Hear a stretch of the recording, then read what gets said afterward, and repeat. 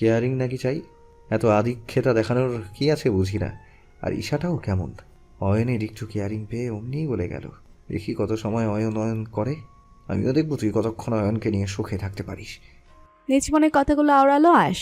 প্রায় ঘন্টা দুয়েক পর গাড়ির নির্দিষ্ট গন্তব্যে এসে থামলো। গাড়ি থামতে ফারহার মিলি নেমে গিয়েছে, কিন্তু ঈশা তখনও গাড়ির সিটে হেলান দিয়ে বসে আছে। একটু পর আয়েশও নেমে দাঁড়িয়েছে, কিন্তু ঈশাকে এখনো বসে থাকতে দেখে আয়েশ ঈশার পাশের দরজাটা খুলে দিয়ে ডাকলো ঈশাকে। ঈশা, বেশি খারাপ লাগছে? আয়েশের কণ্ঠ পেয়ে ঈশা চোখ খুলে তাকালো, দুর্বল কণ্ঠে বলল, না আমি ঠিক আছি, একটু অস্বস্তি লাগছে শুধু। এরই মধ্যে ফারহার ডাক ভেসে আসলো। আয়াস, দাঁড়িয়ে আছো যে এখনো? যাবে না ভিতরে? ঈশার দিক থেকে চোখ সরিয়ে ফারহার দিকে তাকালো আয়েশ। মেকি হেসে বলল, তোমরা যাও, আমি আসছি। আর হ্যাঁ, প্রত্যেকে মোবাইল অন রাখবে, যাতে খুঁজে না পেলে কল দিতে পারি। ঢোকার সময় বাম পাশের দেয়ালে ওয়াইফাই পাসওয়ার্ড দেখবে, সেটা মোবাইলে কানেক্ট করে নিও, নয়তো মোবাইলে নেট পাওয়া মুশকিল হয়ে যাবে। তোমরা আগাও, আমি আসছি।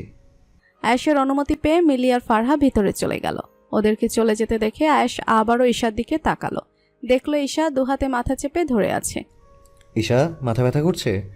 হুম। কষ্ট করে নেমে আয়, ভেতরে ফার্মেসি আছে, সেখান থেকে মেডিসিন নিয়ে খেয়ে নিলে ভালো লাগবে। আয়, চল। তখনই সেখানে অয়ন আসে। অয়ন এসে ঈশাকে এভাবে মাথা চেপে ধরে বসে থাকতে দেখে অবাক কণ্ঠে বলল, ঈশা, কি হয়েছে? খারাপ লাগছে বেশি? মাথাটা ব্যথা করছে খুব। ঈশার মুখে মাথা ব্যথা করছে শুনে সাথে সাথে অয়ন পকেট থেকে 2টা মেডিসিনের পাতা বের করে ঈশার দিকে এগিয়ে দিল। ঈশা, লেবুর পানির বোতলটা কোথায়? এই নাও, লেবুর পানি দিয়ে মেডিসিন 2টা খেয়ে নাও, দেখবে একটু পরে ভালো লাগবে তোমার। অয়নের কথা মতো ঈশা পেছন থেকে বোতলটা নিয়ে অয়নের হাত থেকে মেডিসিন 2টো নিয়ে খেয়ে নিয়েছে। হাঁটতে পারবে? আসো, আস্তে আস্তে ভেতরে যাবে, নয়তো দেরি হয়ে যাবে সবার। প্রয়োজনে তুমি ভেতরে গিয়ে বসে থেকো। ঈশার কিছু না বলে চুপচাপ অয়নের হাত ধরে গাড়ি থেকে নেমে আসলো। অয়ন, তুই কি আজকাল পকেটে পকেটে হসপিটাল নিয়ে ঘুরতে শুরু করেছিস নাকি? ভেতরে যেতে যেতে কথাটা বলল আয়েশ। আয়েশের কথায় অয়ন হাসলো, হেসে বলল, কি করব বল, আমার বউটা যে এখনো ছোট। 20-এর ঘরে পৌঁছেছে, তোর ওকে ছোট মনে হচ্ছে এখনো? আমার কাছে ঈশা সবসময় ছোটই থাকবে। কথা বলতে বলতে তিনজনে ভিতরে চলে গিয়েছে। ভাগ্যক্রমে ঢুকে প্রথমেই যে দোকানটা পড়েছে সেটাতে সবাইকে পেয়ে গেছে। আয়েশ এখানকার সব দোকান ভালো করেই চিনে, সেই সাথে এটাও জানে যে কোন শপিং মলে ভালো জিনিস পাওয়া যায় আর কোনটাতে পাওয়া যায় না। মুখের দোকানটা আয়েশের কোনো সময় ভালো মনে হয় না, তাই আয়েশ সবাইকে ডেকে একদম ভেতরের গলিতে বড় একটা শপিং মলে নিয়ে এসেছে। এটা মূলত বিয়ের বাজারের জন্য বেস্ট একটা দোকান। বিয়ের জন্য যত জিনিস লাগবে সবেই একটি দোকান থেকে নিয়ে নিতে পারবে, অন্য কোথাও যাওয়ার প্রয়োজন পড়বে না।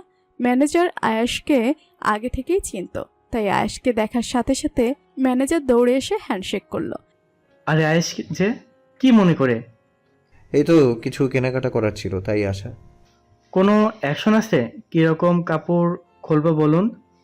সামনে বিয়ে করছি, তাই বিয়ে উপলক্ষে হালকা পাতলা কেনাকাটা করতে আসলাম। তাই নাকি?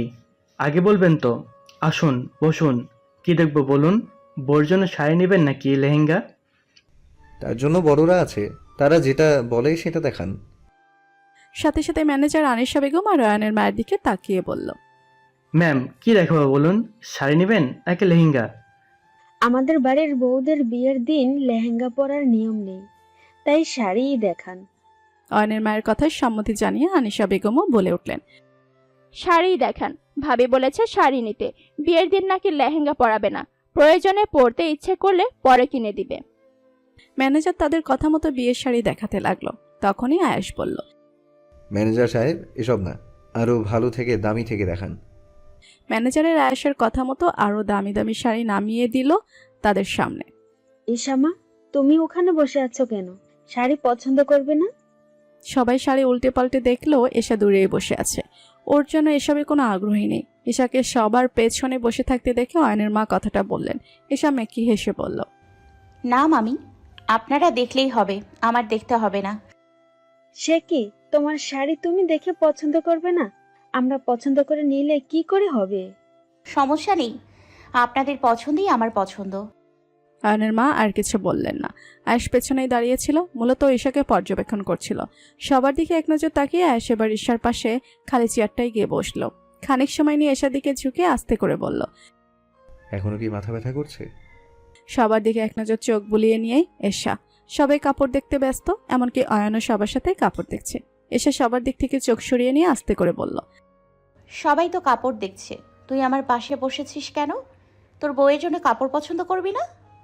আমি জিজ্ঞেস করেছি মাথা ব্যথা কমেছে কিনা, তুই কাপড়ের কথা টেনে নিয়ে আসছিস কেন? তুই দেখিসনি তখন অয়ন আমাকে ওষুধ খাইয়েছিল, তারপরেও বোকার মতো প্রশ্ন করছিস কেন? তাহলে এখানে বসে আছিস কেন? গিয়ে সবার সাথে কাপড় পছন্দ কর। অয়ন আছে, মিলি আছে, সাথে অয়নের মাও আছে। ওরা থাকতে আমি পছন্দ করব কেন? ওরা পছন্দ করলেই হবে। বাহ, তাহলে অন্যের পছন্দে পড়া শিখে গিয়েছিস। আগে তো কেউ আনলে সেটা তোর পছন্দ হতো না, আর এখন ওদের পছন্দই তোর পছন্দ হয়ে গেল। এখনো হয়নি, তবে হয়ে যাবে। সবকিছু তো মেয়েদেরকেই মানিয়ে নিতে হয়, তাই না? কম্প্রোমাইজ শব্দটা তো শুধু মেয়েদের জন্যই আবিষ্কার হয়েছে, এটা তোদের ছেলেদের জন্য না। ইদানিং খুব কথা বলতে শিখে গিয়েছিস দেখছি। নয়তো শ্বশুর বাড়ি থেকে ঢোকার আগেই বের করে দেবে। আচ্ছা এসব ছাড়। ছোট মার হাতে শাড়িটা দেখেছিস? তোকে কিন্তু ভালো মানাবে, ওটা তোর জন্য নিতে বলি। না, তার দরকার নেই। এখন থেকে তো আমার অয়নের পছন্দেই পড়তে হবে সব। তাই অয়ন যেটা পছন্দ করবে সেটাই আমি হাসি মুখে পছন্দ করে নিব। একটু বেশি বাড়াবাড়ি হয়ে যাচ্ছে না? সকাল থেকেই দেখছি খুব অয়ন করছিস। তুইও ফাড়া কর, বারণ করেছে কে? তার মানে তুই মন থেকে বিয়েটা মেনে নিয়েছিস? মেনে নিয়েছি। আর তাছাড়া অয়ন অনেক কেয়ারিং একটা ছেলে, ওকে হাজবেন্ড হিসেবে পেলে মন্দ হবে না। দেখলি না গাড়িতে কেমন করেছে? আয়েশার রাগ হলো এশার কথাগুলো শুনে, যাকে বলে চরম পর্যায়ের রাগ। রেগেমেগে এশার পাশ থেকে উঠে চলে গেল সে। তবে একেবারে শপিং মল ছেড়ে বেরিয়ে যায়নি, শুধু এশার পাশ থেকে উঠে গিয়ে ফারহার পাশে বসেছে। তারপর থেকে শুরু হলো আয়েশার কাপড় দেখা। আয়েশার জন্য আর কেউ পছন্দই করতে পারছে না। ম্যানেজার যেটা সুন্দর থেকে দেখাচ্ছে সেটা আয়েশ ফারহার জন্য পছন্দ করে নিচ্ছে। অয়নটা কেউ এশার জন্য আর পছন্দই করতে পারছে না। অয়ন এক প্রকার রেগে বলল, আর শুধু কি তুই নিবি? আমরা কেউ নিব না? যেটাই সবার পছন্দ হচ্ছে সেটাই তুই নিয়ে ফেলেছিস, আমরা তাহলে কি নিব?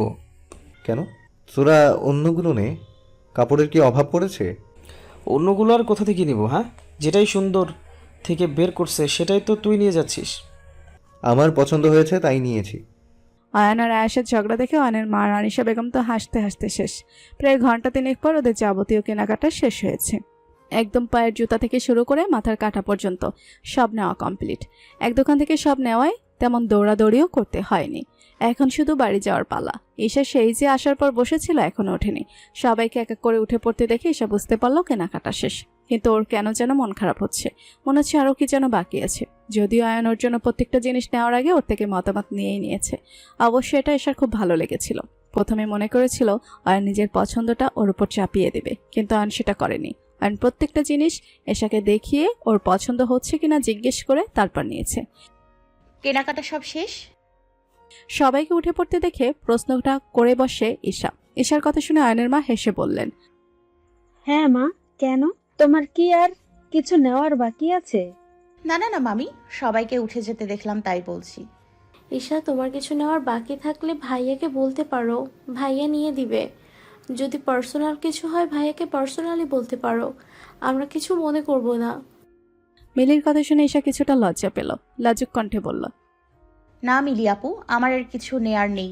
চলো বাড়ি চলে যাই, এমনিতেও রাত 8টা বাজে, যেতে আরও রাত হয়ে যাবে। চলো গাড়িতে গিয়ে বসি। ঈশার কথায় কেউ আর কিছু না বলে শপিং মল থেকে বেরিয়ে যেতে লাগলো। ঈশাও সবার সাথে যেতে যাচ্ছিল। তখনই আয়েশ ঈশার হাত ধরে ঈশাকে থামিয়ে দিয়ে ঈশার পাশে এসে দাঁড়ায়। সবার দিকে এক নজর তাকিয়ে আস্তে করে বলল, ঈশা, তোমার কি আর কিছু নেওয়া বাকি আছে? আমার কেন যেন মনে হচ্ছে তোমার আরও কিছু নেওয়ার ইচ্ছা আছে। কি নিবা বলো? প্রয়োজনে আম্মু না জানার মতো আমি নিয়ে দিলাম তোমায়। না না না, আমার আর কিছু নেয়ার নেই, সব তো নিয়েছই তোমরা, আর কিছু লাগবে না আমার। শিওর? আর কিছু লাগবে না তোমার? লাগলে আমাকে পার্সোনালি কিন্তু বলতে পারো, প্রয়োজনে আমি কাউকে বলবো না। সবাই চলে গেলেও আয়েশ তখনও অয়ন আর ঈশার পেছনে দাঁড়িয়েছিল। আর তাই অয়ন আর ঈশার সবগুলো কথা শুনে সে।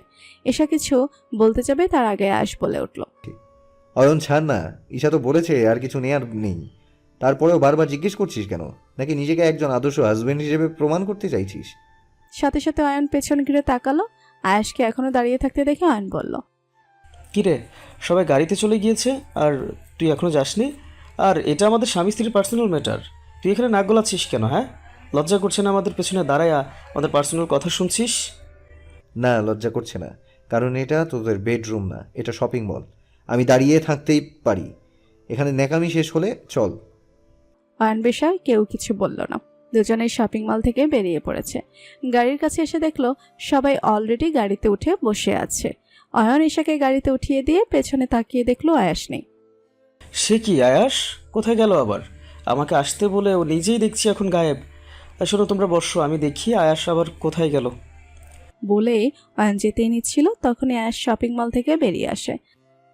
কিরে, আমাদের গাড়িতে আসতে বলে তুই আবার কোথায় গেলি? আর তোর হাতে শপিং কেসটা কিসের? আমি তো আগেই সব কেস রেখে গিয়েছিলাম গাড়িতে। আয়াস ততক্ষণে গাড়ির কাছে চলে এসেছে।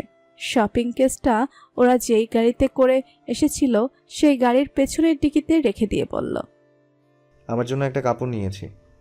তখন সবগুলোর সাথে নিয়ে নিসনি কেন? তখন মনে ছিল না, তাই। আচ্ছা যা, গাড়ি স্টার্ট দে। বলে আয়াস গাড়িতে উঠতেই যাচ্ছিল তখনই অয়ন ডেকে উঠল।